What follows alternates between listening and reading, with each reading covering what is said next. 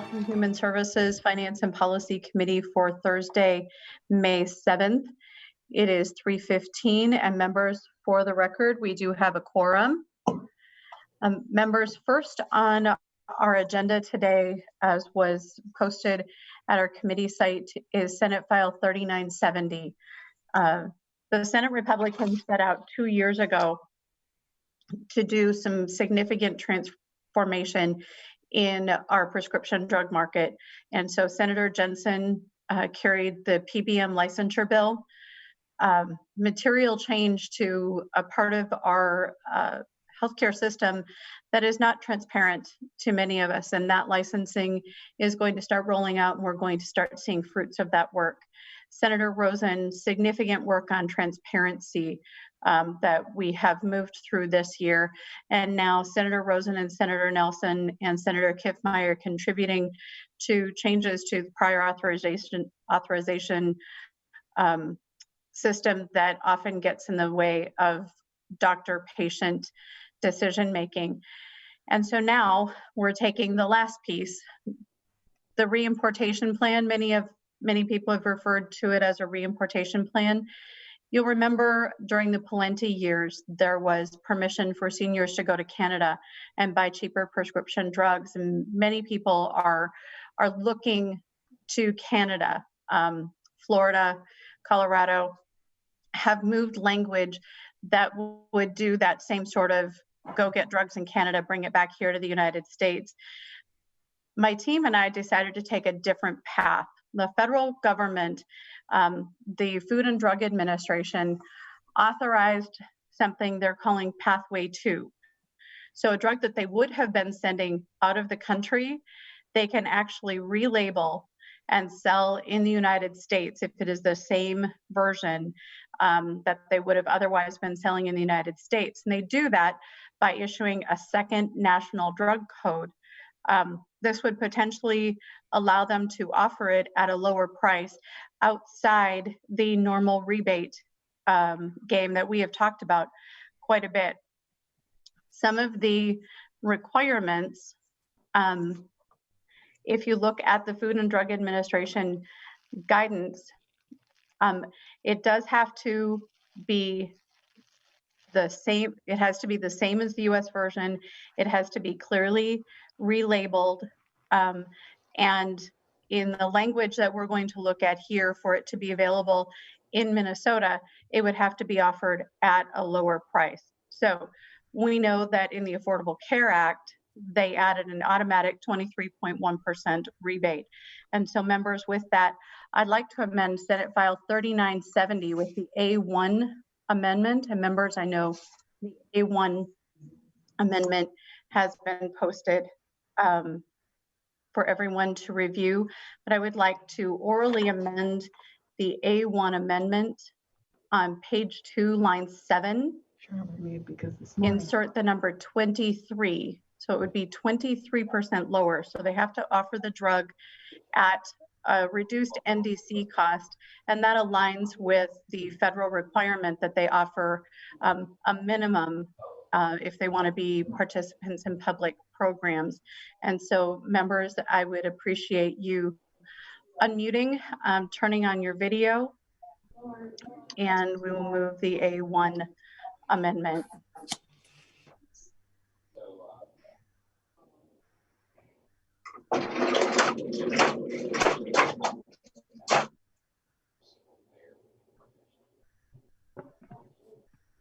So members, thank you. Those of you who desire to vote, all those in favor of the A1 amendment as amended, say aye and show signs. Aye. Aye.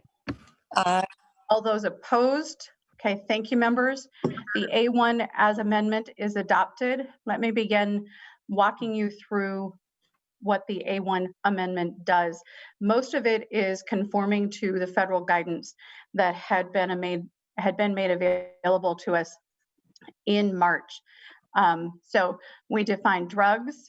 We refer to the Food and Drug Cosmetic Act in the US Code, the importation guidance as it relates to the importation of certain FDA-approved human prescription drugs, including biological products, manufacturer, that is the entity that would hold the new drug application or biologics application.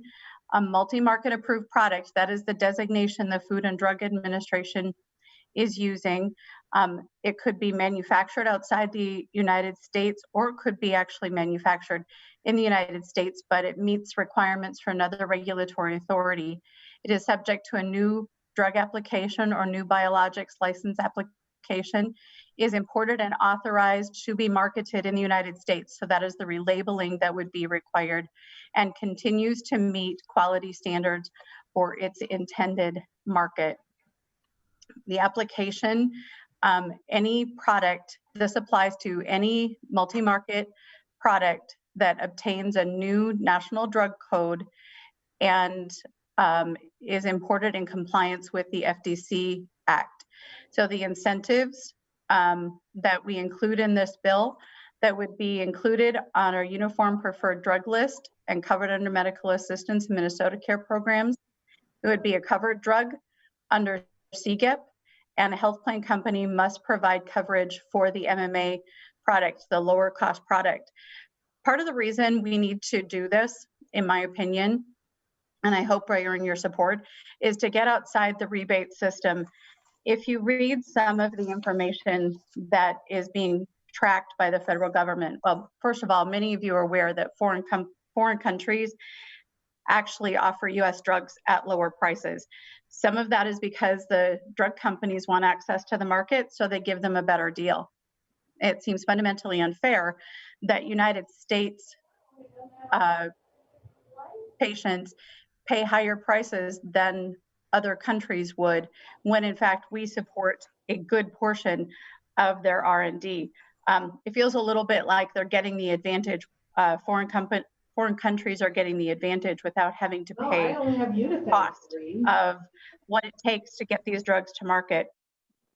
So we know that every increase in the list price at for a specific drug actually gives more leverage for PBMs and lists like our preferred drug list to take their piece out of the middle.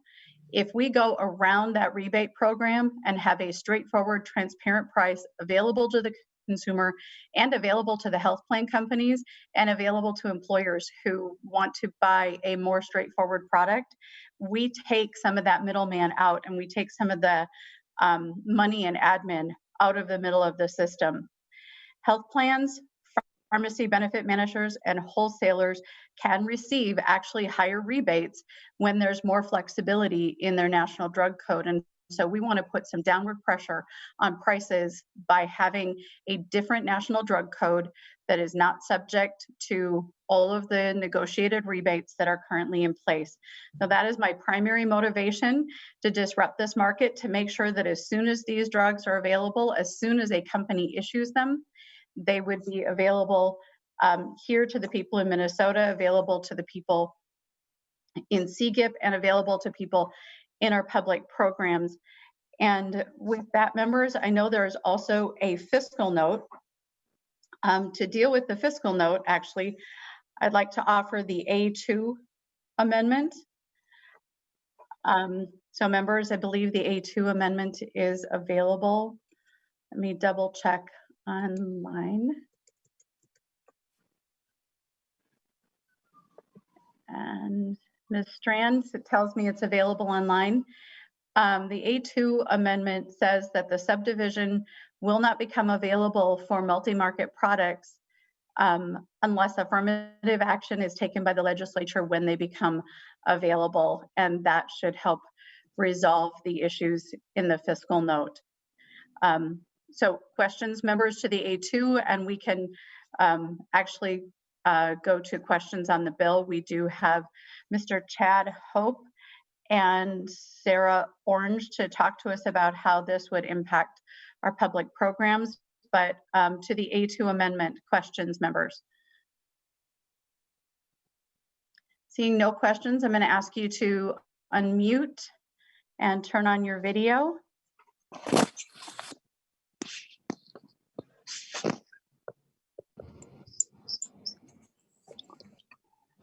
And so members, to the A2 amendment, all those in favor say aye. Aye. Aye. Aye. Anyone opposed? Thank you, members. We have the A2. And so if I could, members, with your indulgence, I'd like to go to Mr. Hope and then Mr. Orange to talk about how this will impact our public programs, and then to member questions. So if Mr. Hope is available, if he could unmute himself. I am watching. Mr. Hope, welcome to committee. Please introduce yourself. Obviously, if we're going to allow this into public programs at some point, we need to understand the kind of impact it will have on the work you do. So welcome to committee, and please proceed. Thank you. My name is Chad Hope. I'm the Pharmacy Program Manager and Deputy Director at the Division of Purchasing and Service Delivery at DHS. The preferred drug list impact with this bill, Madam Chair, would you like me to work off the assumption of kind of the A1 or the A2 where it would not be applicable to public programs at this time? Mr. Hope, if you could talk to us about what happens in public programs if we require you to use the second NDC versus using the current rebate system that you're dealing with. Thank you, Madam Chair. So in a world where these products were re-imported and available in the public program space, there are a number of questions that are outstanding that we would need guidance on at the federal level. As you indicated, it's pretty well accepted that through a reimportation program, these drugs would not qualify for the federal Medicaid rebate, which you are correct on. The brand name drugs is 23.1% of the average manufacturer price. It's not the same value as the wholesale acquisition cost. Excuse me. It's a different reported price that is handled between the manufacturers and the Centers for Medicaid and Medicare Services. And the loss of the rebate, it looks like the intent is to have the list price be lower by that offset amount. There are additional factors that go into the federal rebate that it would be difficult to speculate on how it would impact the individual drug, because if a manufacturer raises their drug's price faster than the consumer price index, the additional price increases actually become part of the federal rebate.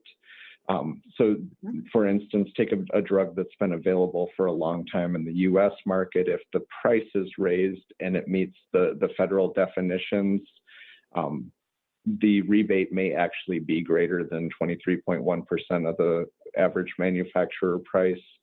So it would depend on what the actual rebate amount is between the manufacturers and CMS. The second question that we would need to figure out is whether or not these drugs would qualify for federal funding. There's a very complicated explanation or question there related to whether or not these would qualify as a prescribed drug in federal rule, or whether these would qualify as a covered outpatient drug. It's pretty technical in that if a prescribed drug is also a covered outpatient drug, it has to qualify for the rebate program in order to be eligible for federal funding. And I have not seen a definitive answer out of CMS whether a reimported drug qualifies as a covered outpatient drug or whether it simply qualifies as a prescribed drug. So those questions would need to be answered in order to assess the relative cost implications of putting one of these drugs on the preferred drug list. For instance, one of these drugs, if you lose the federal rebate and you lose federal funding, it could be more expensive than the existing therapy that's available in the United States. But we would need answers to those first questions before we could do a side-by-side comparison and know what the benefit or risk of those products is.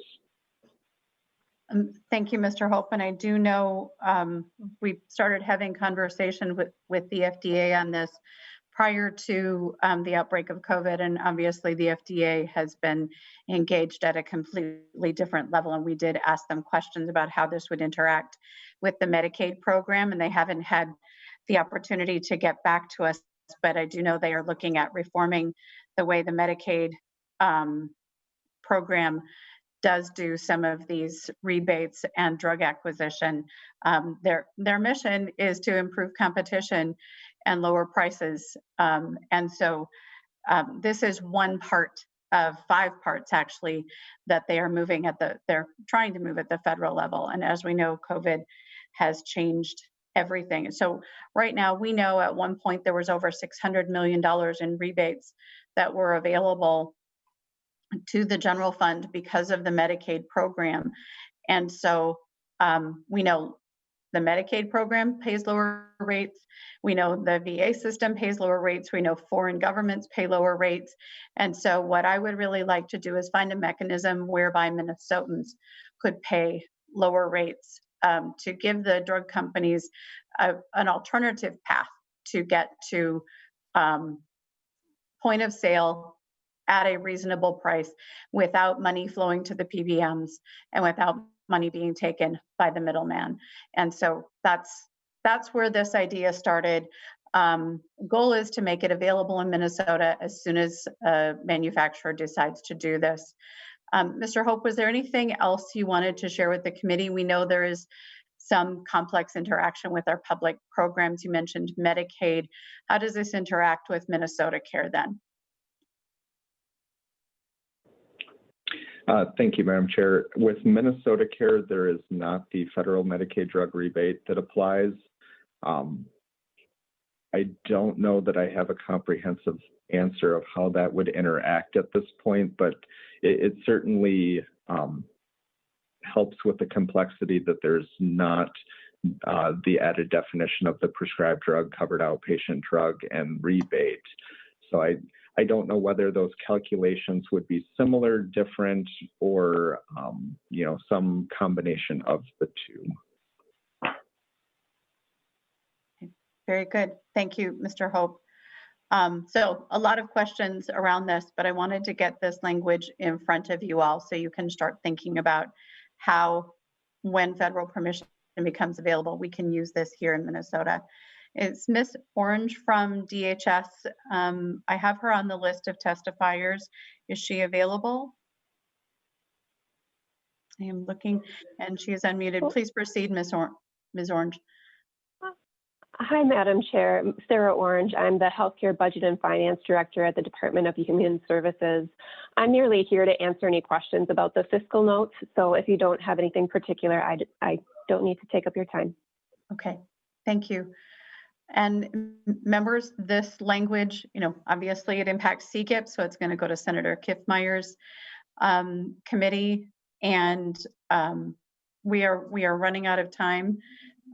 So I don't intend to shove this through, but I do want us to have a clear conversation as one of the options that we will have going forward as we try to manage healthcare costs for Minnesotans, not just in our public programs, but across the board. So members, do we have questions to the bill as amended? Senator Klein. Thank you, Madam Chair. Sorry about my backlighting here. It's good to know kind of the direction of the bill. It sounds like you bring it up more for sort of instructional purposes, and that's clearly what I need. I gotta sort of figure out where the drugs are going and where the money's going on this whole thing. But I appreciate that you've always tried to be creative in looking at how to bring down pharmaceutical costs. I am not historically a supporter of reimportation, believing that the correct path to fix pharmaceutical costs in Minnesota is to fix pharmaceutical costs in Minnesota and not try to jigger the system. But I appreciate again that you're trying to be creative here with what's a knotty problem, and thanks for the discussion. Thank you. And I thought this fit nicely with the overall package that we worked on, Senator Jensen, with PBM transparency, so we can start to see in sunlight what those rebates look like and what costs they might be adding to our system. There are benefits from PBMs for sure, but we know that there are a lot of rebates that end up sitting in that system and then get incorporated or not incorporated into our individual market health plans. We know that rebates are incorporated into our public programs. They kind of disappear. It's hard to see where they fit, and that lack of transparency is a problem. Senator Rosen, strong champion of transparency. And so the question is, as Mr. Hope said, if a price is increased and the feds are going to take a cost of living rebate, what does that actually do to the market? Or if the feds mandate a best price rebate in order to maintain your federal status, what does that do to the cost of our prescription drugs? And I hope Senator Rosen's transparency bill will point us to some of those costs. And then prior authorization, if there is a drug that is lower cost and just as effective, but is preferred on a PBM price list, do we really want it to be based on what rebates you get instead of the value of the drug? And so this is part of that continuum to make these unrebated or lower cost drugs available. I'm not seeing any further hands.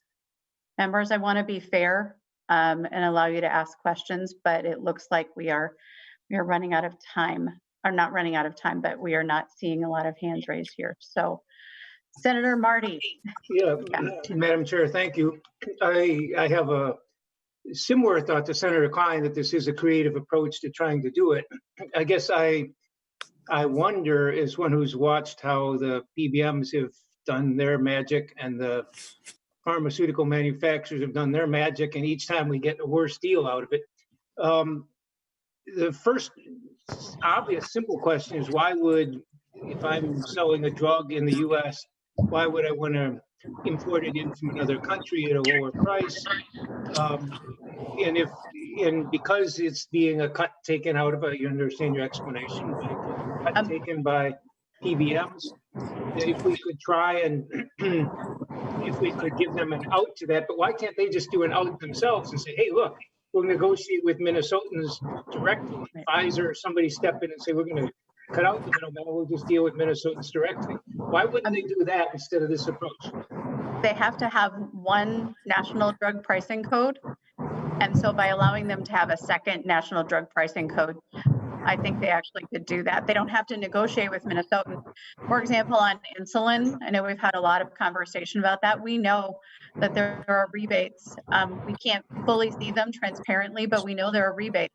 What if instead of offering a patient assistance program that takes, that continues to mark down the price of drugs, they just had their price of drug available in the market at an unrebated level? What if it was just $100 instead of $100 with a coupon, or $100 if you're in our patient assistance program? But as long as they have to have a single NDC for a product, and they're already sort of brought into this rebate game, they have to play the rebate game. And so I'm hoping to give them a path out. So if they want to do the right thing, they can do the right thing. Madam Chair, my only comment would be, I think they helped bring on the rebate system, and they still play that kind of game themselves. So I'm not as optimistic as you are on it, but I'm open to trying to new things to do it. But bottom line is, they've been ripping us off on prices, and it's not just the PBMs, it's the manufacturers as well. And if we could find a way to get them to stop ripping us off, it would be a fairer way to do it. If they want to keep doing it through the high prices that they add to what they charge the PBMs, and the PBMs add their tack on it, if they want to do a fair way somewhere other way, I don't mind trying to give them an opportunity. I just don't have a lot of optimism because I think they like the scheme we've got. And Senator Marty, one of the things that gave me just a tiny glimmer of hope was when we started moving the insulin bill. All of a sudden it became very possible. And so I think as pressure builds, I want them to have a possible path to do the right thing. I believe there are people in these companies who do want to do the right thing, and this gives them a voice and a pathway. And you know, if they don't try to do the right thing, life's going to get harder and harder for them, because just lowering the price to what you offer in a foreign country, most Americans would cheer, would be grateful for that. But if they're going to continue to play games, then that's on them. I'm going to try to encourage people doing the right thing every chance I get. So without any further questions, members, I'm not seeing any further hands. I thank you, Senator Marty, Senator Klein, for your comments. I would move that Senate File 3970 as amended. Oh, I'm sorry. Unmute and turn on your video. I apologize, members, for not giving you a little more notice. Here we go. Members, I recommend that Senate File 3970 as amended be recommended to pass and sent to the Committee on State Government. All those in favor say aye. Aye. Aye. Aye. Any opposition? Thank you, members. Thank you very much. Senate File 3970 is on its way. And give me just a minute. I need to swap out to testing. And thank you, Mr. Hope and Ms. Orange, for your attention and assistance today. Let me see, I have to get to my testing stack of papers here. And next on our agenda is Senate File 4500 that was offered quite some time ago as was going to be the initial pathway for testing. I do have an amendment, let's see, to offer. And again, members, I apologize. I'm trying to do this without the benefit of my very responsible staff sitting here next to me handing me pieces of paper. So I do have the A1 amendment, and where this comes from, the House did significantly change the bill. And so I'd like to adopt the A1 amendment. That will be our starting point. And then we are going to have some conversations about how testing could look in Minnesota. It is not my intention to move this bill today. There is a significant amount of work that needs to be done, and we need to hear from DHS as to what their plan is. So members, on the A1 amendment to Senate File 4500, I could have you unmute and turn on your video. Hey, Chair. Yes. Senator Draheim here. Senator Draheim. Are we planning on moving this out of our committee before we hear from the department, or where are we going with it? No, we are not going to move this today. We are working on a meeting for tomorrow at 12:30. I believe that has been scheduled. So after we get the A1 in place, I want to give you an overview of sort of where we've been, where we're at right now, and then I want to bring the department in. And actually, members, I have an A2 to clean up some of the finance that ultimately will be fixed in finance, but we want to get it in a little bit better shape. So members, to the Chair? Yes, Senator Nelson. Thank you. Just a question. I might have missed something here. I just saw the A2 online. I did not see a A1. Is there an A1 amendment that you're going to ask us to vote on? There is an A1 amendment. I am sorry. Oh, I was told just use the A2 amendment because it replaces the A1. See, this is why I usually have Ms. Strand sitting Okay, thank you, Madam Chair. right next to me. So thank you. Members, I'll withdraw the A1. So the A2 amendment, members, to get the bill in shape, and unmute and turn on your video. All those in favor say aye. Aye. Aye. Any opposition? Okay, thank you, members. We have the bill in better shape, actually, than the House had it. So let me tell you where this came from.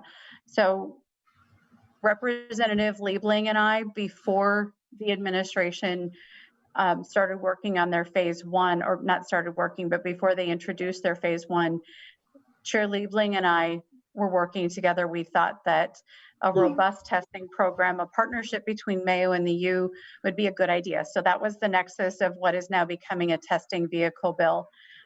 As the administration rolled out the testing program that you have all been cognizant of, we became more and more aware that it was going to be incredibly complicated. Some of you have heard the number 4,200 employees. We do have privacy concerns.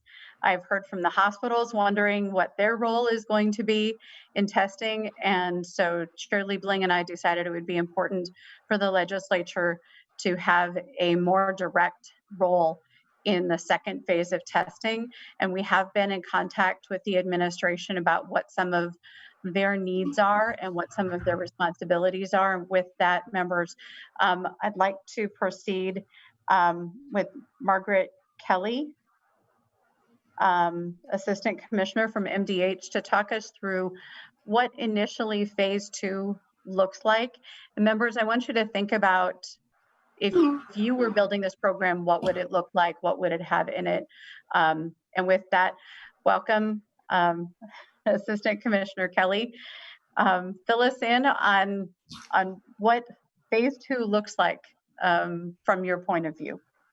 Thank you, Madam Chair and members of the committee. For the record, my name is Margaret Kelly, Deputy Commissioner at the Department of Health. And with me to my left on the screen is Dan Huff, Assistant Commissioner here at the Department of Health as well. So I'm happy to answer any questions, but let me just start by saying, since we have signed the agreement with Mayo and the U of M, that is what we are calling phase 1, and that allows for capacity in the state to process tests.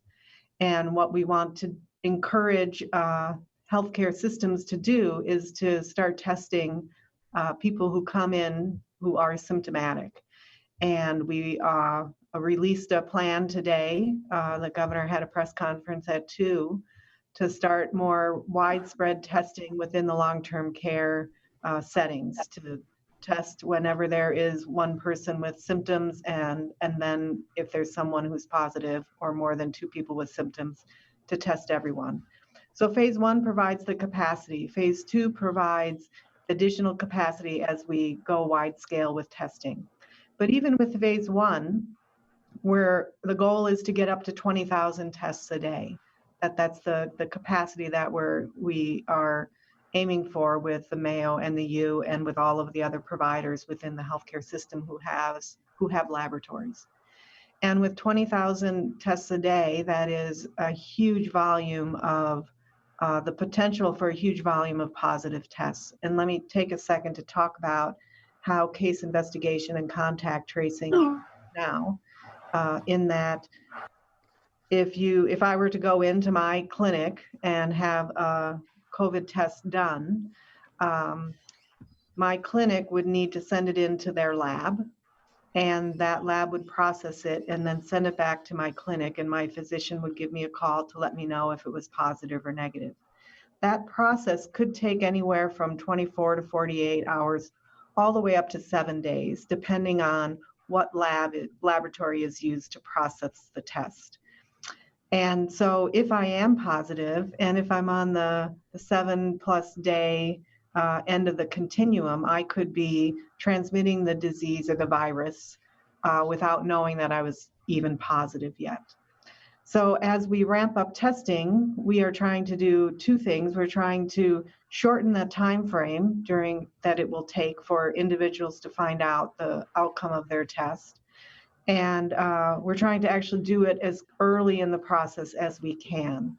And so we're working with the healthcare systems to share more information with us when they submit the test, so that we can start doing our contact tracing more quickly.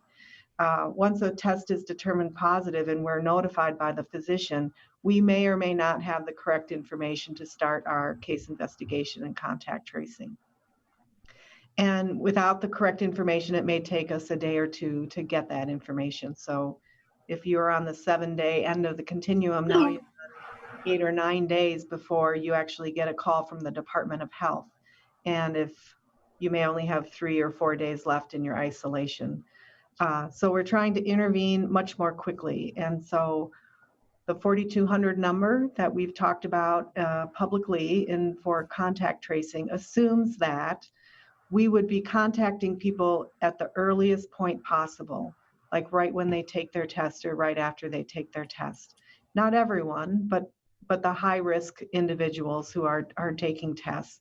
Plus, in addition, the individuals who would be positive. And so we're working with the health systems to get the information we need for that to happen more quickly. But we anticipate the volume of people we would have to contact, just out of 20,000 tests, if 25% are in the high-risk category, that's 5,000 people a day we would need to be contacting. So in order to be aggressive in our testing strategy and aggressive in our case investigation and contact tracing strategy, we are going to need to have a contract for an IT vendor who can deliver us a IT system that can interface with our current database and can provide all the data security and data protections around it, yet be easy to understand and easy for a user who is coming into a job they know nothing about and can start calling people. So an IT vendor to come in and to stand up very quickly a system that we can use to launch our case investigation and contact tracing with a new perspective on it, but also a vendor who can deliver the personnel that we will need. Anywhere from 1,400 to 4,200 people, depending upon the volume of tests, depending upon how close we are to peak or how far away we are from peak, and a vendor who can give us the flexibility to bring people on and let people go as well, so that we aren't hiring people and having them sit around with nothing to do. We want to be bringing people on only as we need them and being able to let them go when we don't need them. So a temporary, flexible source of personnel, so to speak. We may also need we're anticipating needing a contract with someone to kind of manage all of that. If you can imagine what we're trying to do here is to stand up and almost an agency the size of DHS in a period of a month is kind of the work that we're taking on here. That is no easy task. And we don't want to create an agency. We just want to have a pool of people we can rely on. In the short term, before we have all that up and going, we still have cases coming in that we need to respond to. We are working within our department to redeploy employees, across state government to redeploy employees. We are working with local public health so they can do the same within their agencies. We're working with some healthcare systems and with volunteers, so that we are hoping that in the next couple of weeks, we are able to have between 500 and 800 employees in the short term who can help us with the volume of contact tracing that we're going to need to do. And then we would pivot when we have contracts in place to do more aggressive contact tracing. There's also going to be support for local public health that we'll need to do. The volume of work in supporting our case investigation, but also the essential services that need to be provided to people who test positive and may need to isolate.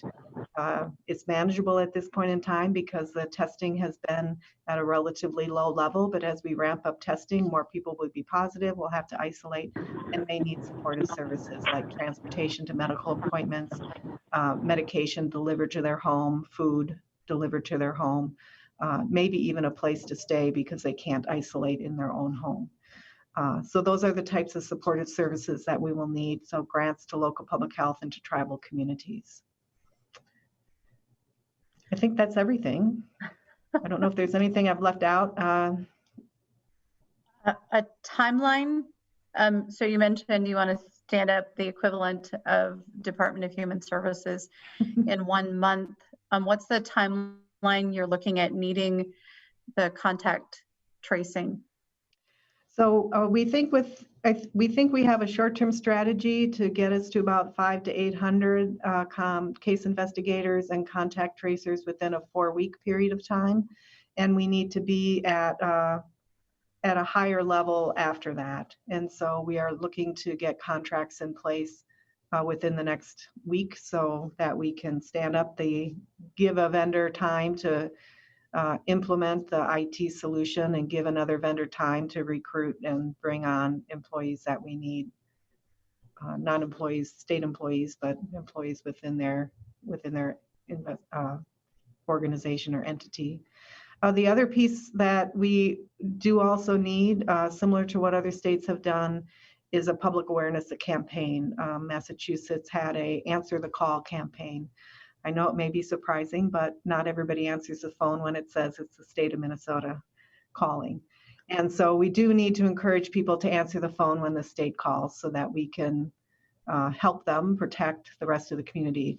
And this is a plan that goes hand in hand with opening up the community, that we can't keep people sheltered in place to ride out the duration of this pandemic. We need to both open up the community and we need to aggressively test and investigate and trace so that we can ensure that we're not transmitting the virus unnecessarily.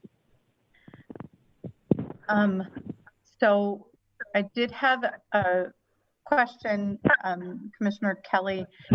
So when I said timeline, you talked about 4 weeks to get to 500 employees. How long do you anticipate needing this system to stay in place? It's not 6 months. I'm sure it's longer than that. Do you have, and let me be clear, I'm not asking to pin down this is going to be done in February, but I think one of the things we haven't been great about elevating is that we're going to be doing this for a long time. And so we can't just do an Excel spreadsheet or an interactive sort of ASCII, an access database. So I just want to talk about how long this timeline is as one of the things that I wanted to follow up on. Sure, Madam Chair, that's a great question, and that is some of the work we have yet to do. I've started with an Excel spreadsheet, and a weekly cost of about $8 million a week at peak, and assuming if every week we're peak, that's what it would cost, but every week won't be peak. So now we need to take some of our cost assumptions and layer them on top of the modeling that we've done so that we can better estimate how many people we are going to need over what time frame and when we need to ramp up and ramp back down, so to speak. That's some of the work we have yet to do. But do we need this for a 3-month period? Do we need it for 6 months or 8 months or 12 months? Probably as long as this pandemic is around and we see our case counts rising, we will want to be aggressive. When we see case counts leveling or falling, then we can maybe turn the dial back, so to speak. I don't know if there's anything more, Commissioner Huff, that you'd like to add to that.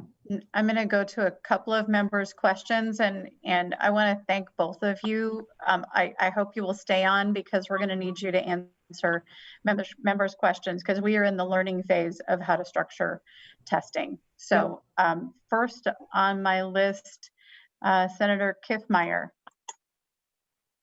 Thank you, Madam Chair, and thank you, Ms. Kelly, for the information. I have two concerns. One of them is in regards to people who hear about this who will be unwilling to be tested because of their concerns and maybe even fears over all this contact tracing, and would be interested in how you're going to make sure that Minnesotans don't feel their right to privacy is going to be at risk here, or their health, privacy, and other things. And the second one is if you could reply to these employees, what are the skills that you need? What is the training that they need in order to apply for this kind of work? Where would you be able to get those level of employees? I think Minnesotans would like to know those two pieces of information, if you could address that. Thank Certainly. you, Commissioner Kelly. Madam Chair and Senator Kiffmeyer, those are two really good questions. I think what we're learning from other states is the value of having a positive public relations campaign, and I'm going to call it that because that's the phrase that I'm familiar with, but letting people know the value of sharing or the value of working with the state, whether it's a state public health department or a local public health department. I'm starting to refer to it just as public health because we're going to have to work as one in this pandemic. So the value of working with public health and the value of sharing information to protect your neighbor, to protect your family, to protect the most vulnerable in our community.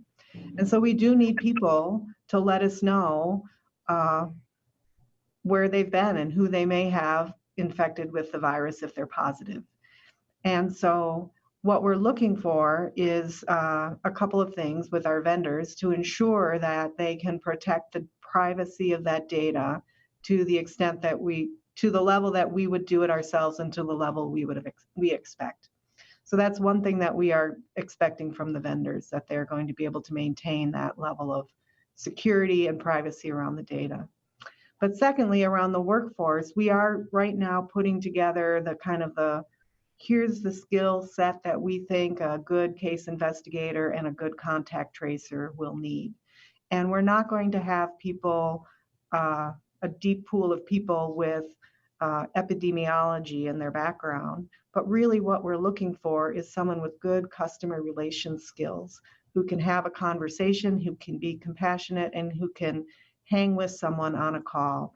What we're learning right now is that we have call centers that we have stood up right now.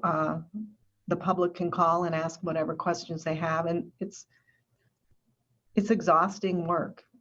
And so we're starting to understand kind of the nature and flow of those sorts of conversations and the skill set that people are going to need to bring to the table for our contact tracing. We're also going to set the bar pretty high in terms of the demographics and the diversity of the staff that the contract hires.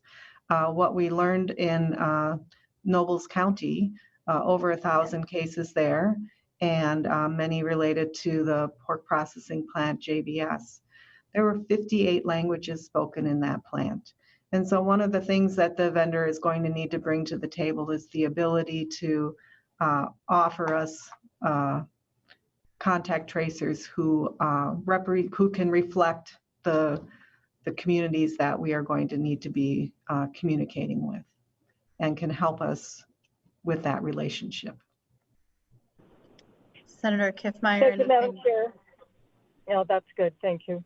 Okay, thank you. What I heard were from Senator Kiffmeyer, heard privacy concerns, skills of the employees, and Commissioner Kelly, I heard you acknowledge skills, but then also I'm so glad you raised the Nobles County issue, the number of languages that were spoken in that one small county and how it actually did slow down the ability to get information to those individuals and to the people they'd been in contact with.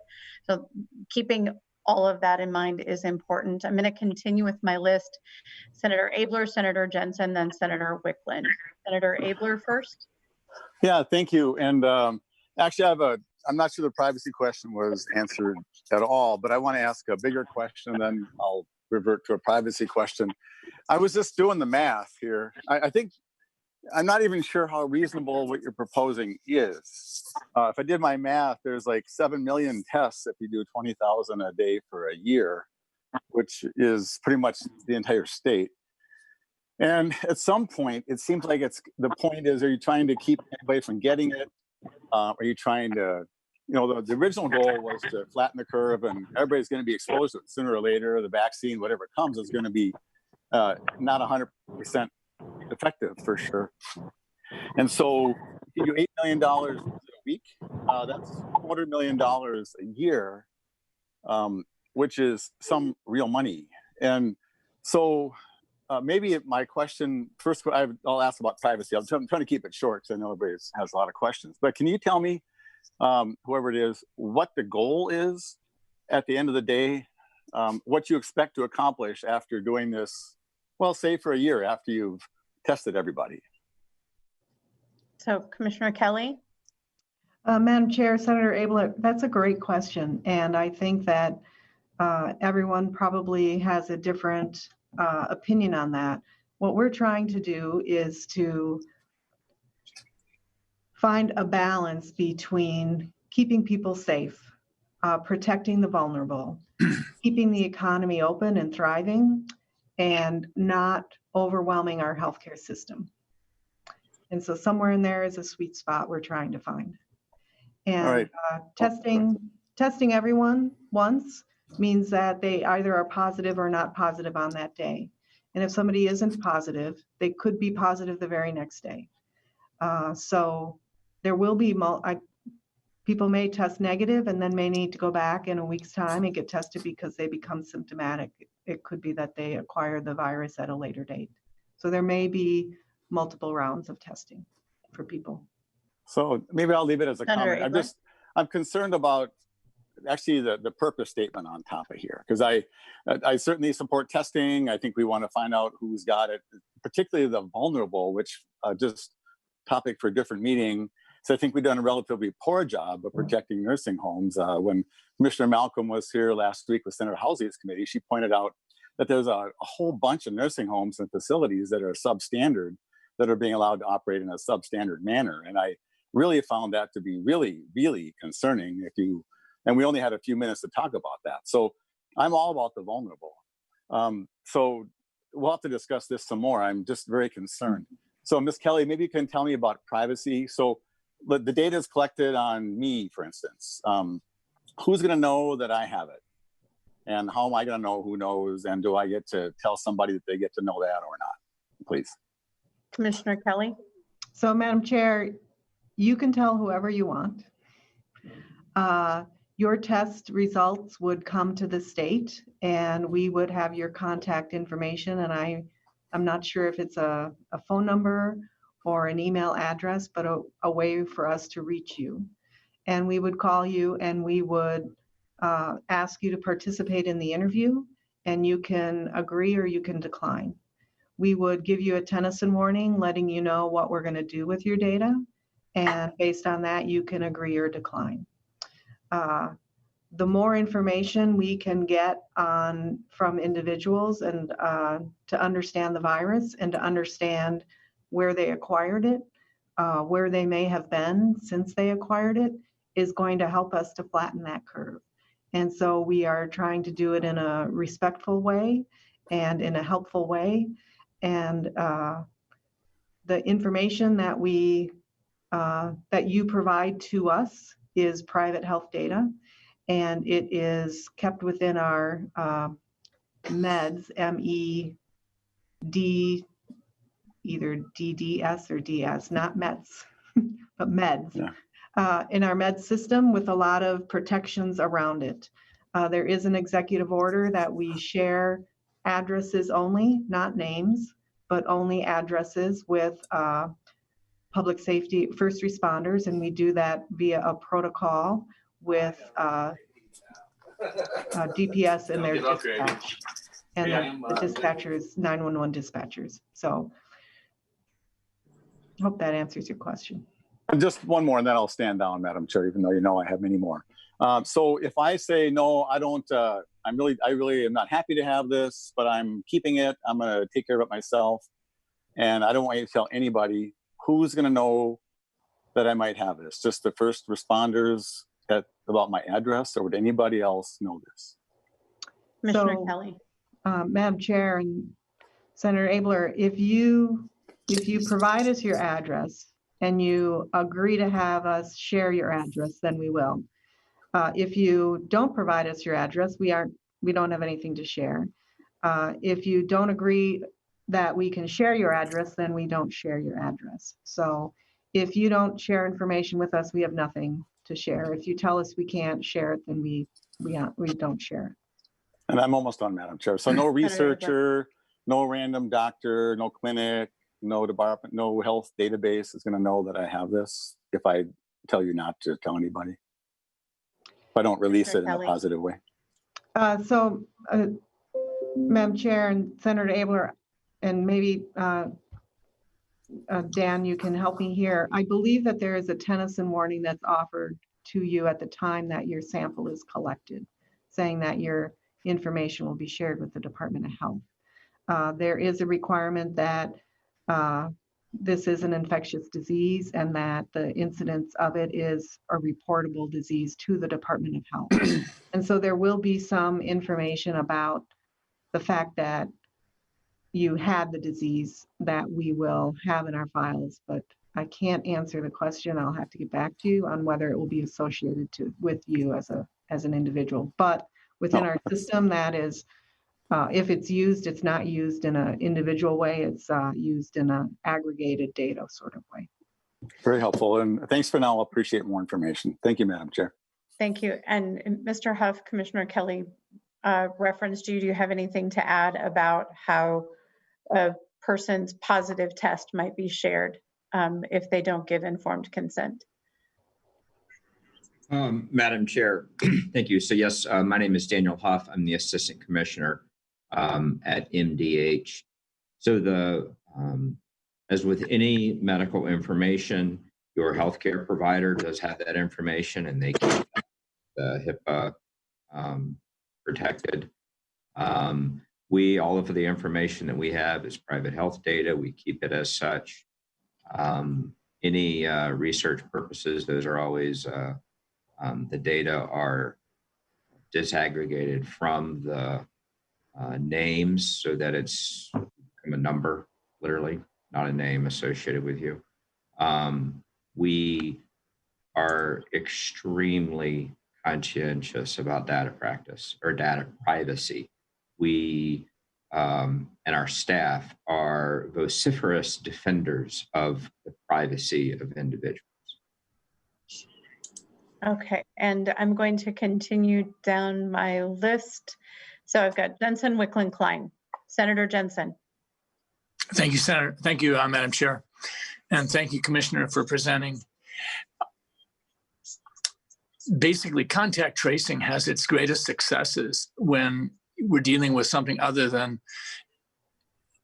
an easily transmissible respiratory disease. I mean, historically, diseases like STDs, Ebola, those are where a lot of the successes have come. If you want 4,000 people, which is the number that I've heard, if they're going to work 40 hours a week and you're going to pay them a gross cost of $30 an hour by the time you put in your benefit package and all of this, and maybe it's an $18 an hour wage, and you do that, it's going to be, I just ran the numbers, it's $57 million for 1 year. I guess I just am having a hard time understanding why we would do that.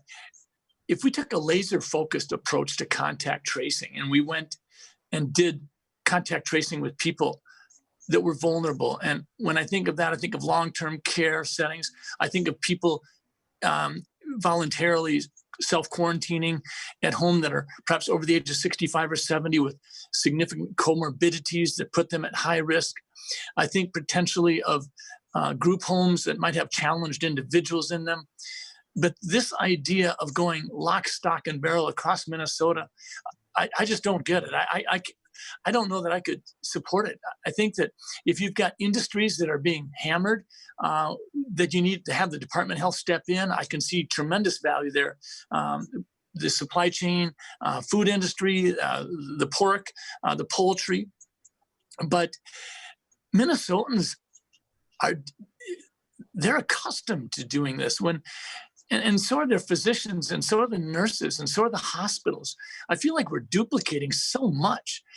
I know that the hospitals that I've worked with, and I serve as a medical director at a nursing home, we've got our own structure in place to do these things. It's not like we need Big Brother to do this. And I've had many patients tell me that they absolutely will not get tested because the last thing they want done is have their health records transferred to the state. And when you say that you're going to de-identify it by having names removed, well, in this day and age, if you've got an address, you can connect the name to that in about 50 seconds. And you can also find out if they're delinquent on their property taxes. So I think that I'd love to have you take 30 to 60 seconds and convince me why this is a good idea, but all I see is red flags. I think that the data we're finding more and more is showing that for people under the age of 65 that have no significant comorbidities, this disease is not going to be much of an issue at all. I mean, we will have our flukish situations. We get this, but our hospitals are empty. We have doctors and nurses who have been laid off. Every bit of data we're seeing is that we're dealing with a respiratory illness that lasts 3 to 5 days if people know that they have it. And we have about 1 to 2% of the population that's at significant risk. We're learning tremendously. We're not going to be able to rely on a vaccine. In terms of success with RNA virus vaccines, we haven't got a great track record. Please convince me that this is a good idea, because I'm just coming up empty. And I'll let that go to either Mr. Huff or Commissioner Kelly, Commissioner Huff or Commissioner Kelly. And what I heard was, and Senator Jensen, I don't want to mischaracterize, really target the most at risk, really target critical infrastructure. And so maybe if you could focus your question on those things that aren't critical infrastructure and aren't the vulnerable, to Senator Jensen's point about testing and tracing. And also, Madam Chair, perhaps a better way to spend the $58 million. A better way to spend $58 million. Or if you look at the House language, $200 million. So who wants to take the question? I'm happy to start. And I really appreciate your perspective. And I don't think there's a lot in there that we would agree on. That there are high-risk populations that we definitely need to be aggressive with our testing and tracing on. And that was one of the governor's announcements today. And let's be more aggressive in our long-term care facilities and test more widely and do more tracing in that area. And so those high-risk populations are the populations in which public health will continue to be much more involved when it comes to investigation and contact tracing. And the less risky of the populations is where we will rely on our vendor to do the outreach. To the extent that people are willing to self-isolate when they have a positive test result, makes our job so much easier. And it may mean that we may not need to do the investigation and the tracing that we are imagining might need to be done now, which is one reason why we want to contract this out so that we can have them meet the demand, as opposed to having people there to always be there ready and able to do the work that we may not need them to do. And one thing that I have been incredibly impressed at the way in which Minnesotans have stayed at home when the shelter-in-place order has been in place. And it is really amazing, the extent to which Minnesotans have taken this to heart, and I appreciate that. At the same time, we do find people when we do our investigation who know that they're positive and yet are not staying home. And it's those individuals that we're considering in the risk category that we do want to reach out to and ensure that they protect themselves, protect their families, protect their community. And so we want to be flexible. We don't have this all figured out. We're working on it, and we're trying to find a way to not overburden our citizens, but at the same time protect people and allow the economy to open when we're dealing with a virus that we're continuing to learn and understand about it. Senator Jensen. Thank you, Madam Chair. Commissioner, I know you've got a tough job, and you know I'm a skeptic. I just feel like Minnesotans really do rise to the occasion. And my patients, I mean, if I tell them they have pneumonia, they want to know, can I be around my grandma who's getting chemotherapy? Should I stay away from the nursing home? I mean, frankly, my patients have asked me this, what have we done as Minnesotans that the government feels like they have to be such a big brother force in our life. What have we done to earn their distrust?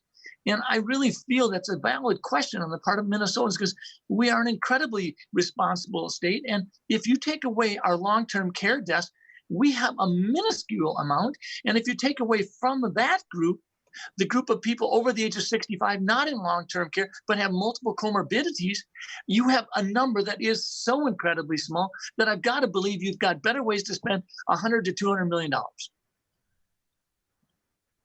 And Senator Jensen, was that a statement or do you want a response? It was just a statement, and thank you for letting me speak. But Senator Jensen, part of the reason that we're having this conversation, and we'll continue it and try to get some language tomorrow, is so that the concerns of Minnesotans get brought into a pretty significant amount of spending and a risk for some of our health privacy. And so it's okay to ask tough questions. That's what we're here for. Senator Wickland and then Senator Klein. I saw Senator Marty unmute. So Senator Jensen. Yeah, I just want to make one last comment. I just cannot help but think that if we took that $100 to $200 million and put it into our food shelves so that people had, because we know there's a shortage of food and there are kids starving, and I just have to believe that that's where I'd rather put the money. Okay, thank you, Senator Jensen. Senator Wickland, then Senator Klein. Thank you, Madam Chair. Thanks for having this discussion today. It's really important, and I think this topic of testing and case investigation and contact tracing, I think is just really important. And I guess I'd just like, as a comment, to say that I think it's a worthy endeavor to be pursuing this, and I think it's a good approach.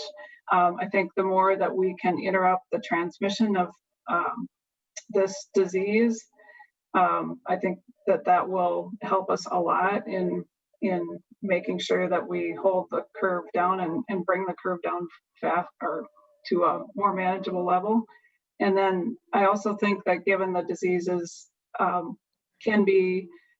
person can be asymptomatic for several days. I think that really worries me that if we don't pursue this contact tracing in a real aggressive manner, I think we're going to be missing a lot of cases where people don't know that or that they have the virus and they're transmitting it. So I just think it's really important, and I appreciate having the discussion today.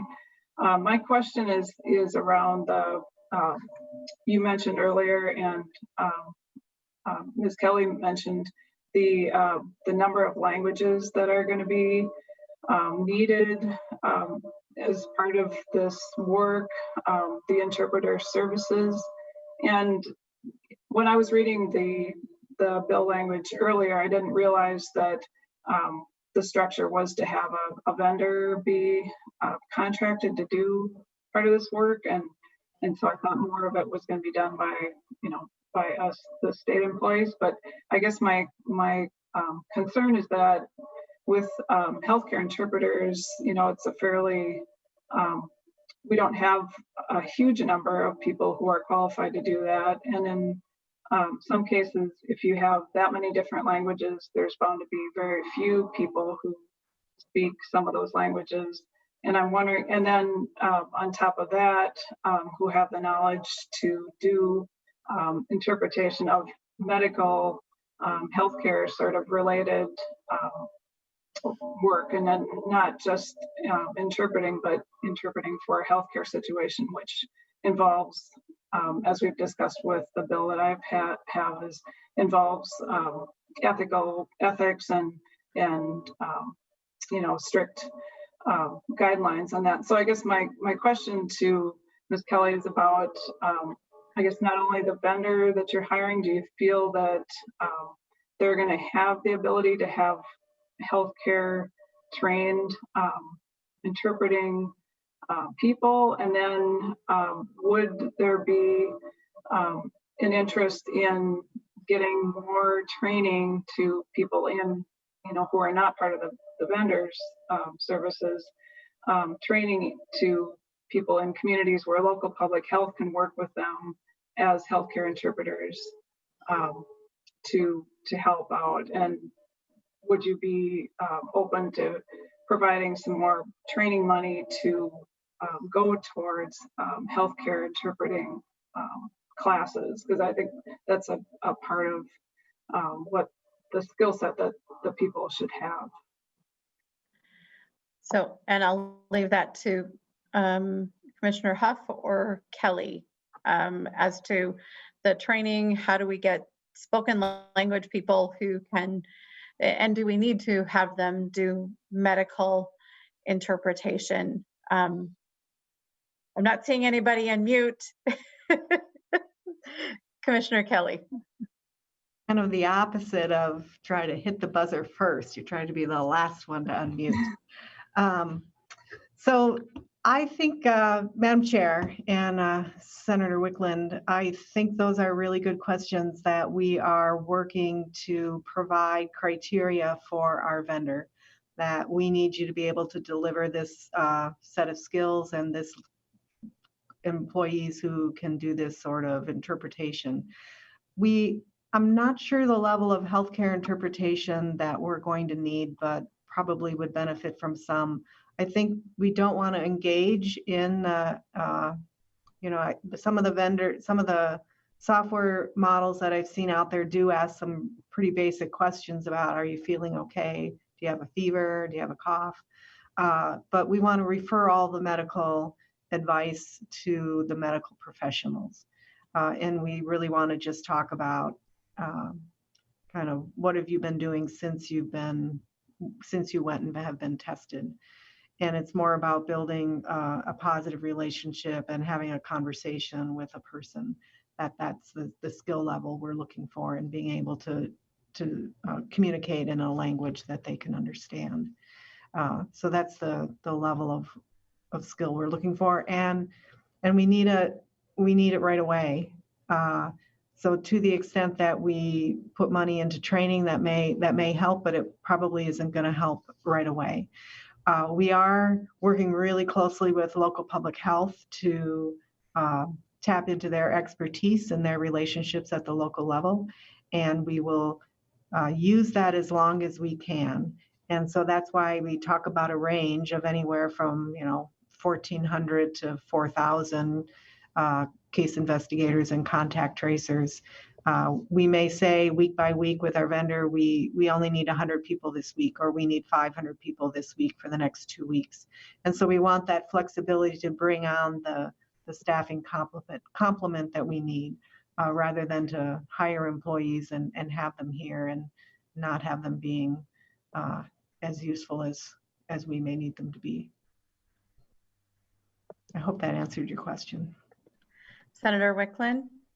Yeah, I guess, it does. I guess I'll be interested to see how you define the work that they need to do in terms of what the vendor needs to come up with in terms of languages supported.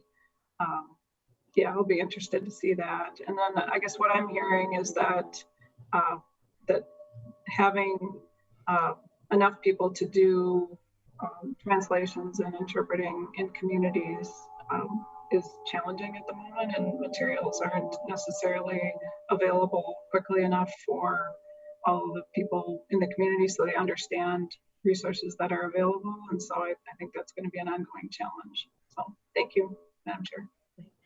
Thank you, Senator Wickland. Next, we'll go to Senator Klein, then Senator Hayden. I would like to wrap up by about 4:40, but I don't want to short members. So this is to do two things. One, to make sure that we understand what DHS is doing and the department to understand what our concerns are. We're not moving this language today, but I'd like to build a package with Chair Liebling that this committee would participate in fully, the privacy concerns, the language and interpreter issues. So Senator Klein is next, and then Senator Hayden. Senator Klein. Well, thank you, Madam Chair, and thank you for bringing the bill. What an essential discussion for us to be having during this pandemic. And I think the fundamental privacy rights and public health is is a difficult discussion. There's no perfect balance there. So we need to hear both sides of that debate. One quick comment about translation services. Again, where I work, we use a national service with interpreters who are maybe stationed out of San Antonio or New York or something. You go into a patient's room, you press Hmong or you press Laotian, and an interpreter phones in. And so, you can sort of network that out, and you don't have to hire those people necessarily. And I assume the contracting services you'd work with would be familiar with that. It's interesting to me, my impression, and I don't try to push myself off as a public health expert. So what I'm going to do is make a statement of my impressions and then have Ms. Kelly or someone else tell me if I'm right or halfway right or completely wrong on this. My impression is that the value of contact tracing is that it allows you to begin reopening your economy tactically, and that countries that have done it aggressively and rapidly have gone much farther and much better in that regard than we have. South Korea, Germany, and so forth. And so it's interesting to me that some of the most strident voices asking us to reopen our economy oppose this, tool in the toolbox that would, I think, move us forward in that regard and be something that the governor could use to decide, which areas, which businesses can be open safely. If you think about it in the microcosm of, say, a pork plant, and Joe on the line tests positive today, and you can immediately say, who did you work with? Who was on your shift? Who did you touch in the bathroom yesterday? You have a lightning team that can ask those questions. Well, you can keep that pork plant open and maybe sequester 5 people or have them work in a different setting or something like that. So I think it's an essential tool in sort of keeping the economy open, and you can expand that pork plant analogy to economy-wide. I guess the last point I just have to make is that the statements that were made that this is a mild viral illness, it passes in 3 days, it's not something to be concerned about, are dangerous and wrong. Young people do have to be concerned about this illness, both from what I've read in the medical literature and from what I've experienced firsthand. This illness has some very mysterious and yet poorly understood complications with the clotting system, and blood clots are seen in the heart and the brain and the lungs. It happens to people of all ages, people with no previous health conditions. We don't fully understand that. It's true that in 85% of people, they seem to get through with not a whole lot of fuss, but 15% of an unvaccinated population is a really big number. And so I would disagree with those statements that were made. Madam Chair. Thank you, Senator Klein and Senator Jensen. I know okay, we have doctors fighting, so let's keep this on point. Senator Jensen. Yeah, I just think, thank you, Madam Chair, and thank you, Senator Klein, for your words. I do think that inflammatory words like saying something is wrong is something that I just as soon avoid. I said it was a 3 to 5 day respiratory illness, and I think I backed that up. I just think we need to be careful about the words we choose. Wrong means that someone else is right, and I don't appreciate that, but I'll leave it at that, Madam Chair. Okay, thank you. I want to make sure I'm going through people in order. Senator Hayden, Senator Matthews, and then I'm going to respectfully ask that Senator Matthews be the last person on this issue for today. We have some work to do on language. I welcome everybody bringing ideas forward. The hospitals have some things they want to do. Senator Hayden, you are on. Well, thank you, Madam Chair, and it's always good to see a doctor fight. That's like a lawyer fight around here. But Madam Chair, I think for me, a couple of things about this. One, I've gotten a lot of calls from my FQHCs. I represent a lot of them in my district.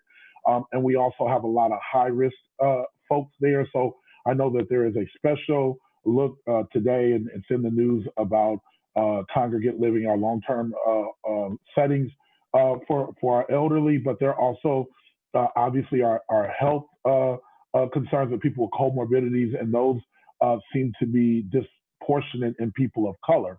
And so I made that statement to say that along with our hospitals and our clinics, our FQHCs are on the front line of this. So if I can form a question for our 2 commissioners, is could they give us a sense of, in this strategy of contact tracing and in investigations, not only what is the language, but what is the strategy to work in those communities that have the highest proportion of health disparities? Specifically, language has been discussed, but also from a cultural perspective. And which commissioner? Either one that would like to answer it. I don't know whose expertise that is. Mr. Huff. Thank you, Madam Chair. Senator Hayden, We are working with the FQHCs. The representative from their organization is part of our testing coordination center so that we make sure that we're meeting the testing needs that they have. And I will say that we have FQHCs throughout the state that serve vulnerable populations statewide. We are very concerned, and I think this gets to, from a population perspective, we know that diseases, infectious diseases, impact different people differently, and different populations and different communities differently. And the coronavirus, COVID-19, is no different in that. We do see that it impacts the elderly disproportionately. We see that communities of color are impacted disproportionately. We see people that have diabetes, many heart or lung issues. We have a number of folks within our communities that are disproportionately impacted. It's one of the reasons I think that the contact tracing is so important. And I wanted to just back up a little bit about how we utilize that tool within our communities. If you remember when I presented may have been only a week or two ago, time runs together, but I talked about the analogy of our truck going down the hill. And what we want to do with that is we don't want to get going too fast. If we get going too fast, that means we had an exponential growth curve in the spread of this disease. And the more population that's impacted, the more people of these sensitive communities are going to be impacted. We want to slow that growth. If we go too fast, we will crash through the guardrails. And that means that we overwhelm our ICUs, we overwhelm our hospitals. We saw that in New York City, we saw it in Italy, we saw it in Spain. It's really easy to feel comfortable right now because we have flattened the curve. We have relatively little growth right now. We are seeing with our traffic data, people are moving a lot more. With the warm weather, people are starting to get about. We're having a lot more social interaction. The brakes on our truck are these community mitigation measures that we have employed where we're staying at home, not working. The low gear on our truck is contact tracing. It allows us to begin to move. It allows the engine to go while slowing us down so we don't crash through that guardrail. It is impossible to put a bubble over everyone that is of a vulnerable community in the state. And that's why it's really important that as we find people who are infected with the disease, that we contact. So the way contact tracing works is we ask, who have you been with? Who have you seen over the last 5-10 days? And so that we can call them and say, hey, you've been in contact with someone. We don't say who, but you've been in contact with someone who has tested positive for COVID. You need to stay home so you don't spread it. You may be an asymptomatic spreader. You need to stay home for 14 days because you may come into contact with someone at the grocery store who looks normal. They don't share their personal healthcare data with you, but they may be diabetic. They may have heart disease. They may have other underlying conditions.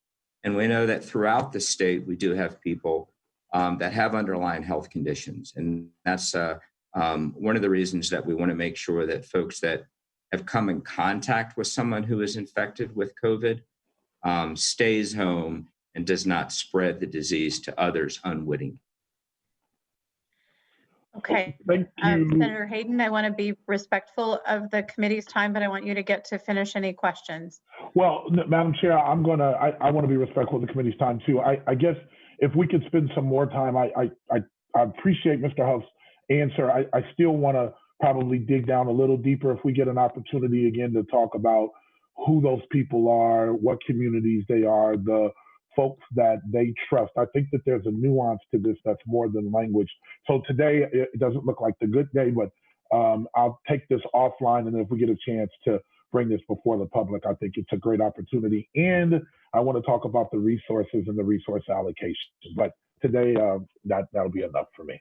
And Senator Hayden, feel free to work on language. And Senator Marty and I are trying to stay in sync on things. So, okay, thank you, Madam Chair. Let's talk about what a good Senate product might look like. Senator Matthews is last on my list for the day. Thank you, Madam Chair. I'll try to be quick. I share a lot of the same questions already asked, a lot of the concerns. I don't think this is ready for prime time yet. I think we need more answers on things that were asked. But I do want to ask about how is this done? Is this being done in other states right now comparatively? And I also want to ask if it's being done in a state with a Democrat governor in New York, like Governor Cuomo, is it also being done in Texas with a Republican Governor Abbott, or Colorado versus in Ohio? Is it something that we're seeing as a response being used by multiple sides? And I'm trying to check on my computer here quickly. I'm seeing things on increased testing, but I'm not seeing things on widespread testing. And I'm wondering if this is a tool other places are utilizing it as a good tool across the board, or if this is new territory that we're venturing into. Thank you. Commissioner Kelly or Commissioner Huff? Madam Chair and Senator Matthews, we are looking at a couple of other states who have done similar types of work. Illinois, Massachusetts, Indiana, New York, New Jersey, and Connecticut are doing something as a joint effort between the three of those states. The governors are working together there. So we are looking at what other states are doing and trying to understand the level of effort that they're putting into it and what impact they think it's having, so that we can learn from what they're doing and take the best part of it and use it here. Thank you, Madam Chair. That'll be things I can start digging into and researching. I won't comment on the list of states that are given there, but that'll be good information that we'll need to try to dig into as we move forward on this. So thank you, Madam Chair. Thank you. And members, I have heard from hospitals, and they want to know how they're going to interact with the system. So if somebody tests positive in a hospital, is their social worker going to be able to put in some contact tracing information, and will they get paid for doing that, or is it just an expectation? Are they allowed to share that patient data? So there are questions coming from the hospitals. They want to be good partners, but they need to know how to be good partners. And I know, Senator Jensen, something that we've been keeping an eye on for a while are those critical industries. Are they going to be prioritized? Long-term care facilities and congregate care facilities, how are we going to put those at the front of the line? Are some of the questions that have been raised to me offline, not necessarily out of public view, but just people not knowing how all this is going to work. And we're going to hire 4,000 people who can pass a background check and can handle second language or third language. And so it seems that I have raised more questions with this committee hearing than I perhaps have answered. But Commissioner Kelly and Commissioner Huff, I want to assure you that this committee wants to be a partner in this, so that as we move forward together, when we miss things, because we're going to miss things, we're going to have people whose language needs we didn't accommodate fast enough. And we're going to have people who are concerned about their information being shared with law enforcement and maybe don't want to answer the phone when the state calls. So we're going to talk about all of those things and try to find a solution that acknowledges we've got a lot of work to do. And there are going to be things we're going to miss, but we're going to try to get it right. So members, we are scheduled to hear more about this at 12:30 tomorrow. I've asked for folks to, pardon me, that was a tickle, that wasn't COVID. I want language ideas for this bill. This is not perfect. This is as collaborative, maybe a mosaic. I don't know how this is going to turn out if we're all putting our own parts in, but I'm very open to language ideas so that we can inform and support the work that needs to be done at MDH as they build an entirely new agency. And with that, members, we are adjourned. Thank you.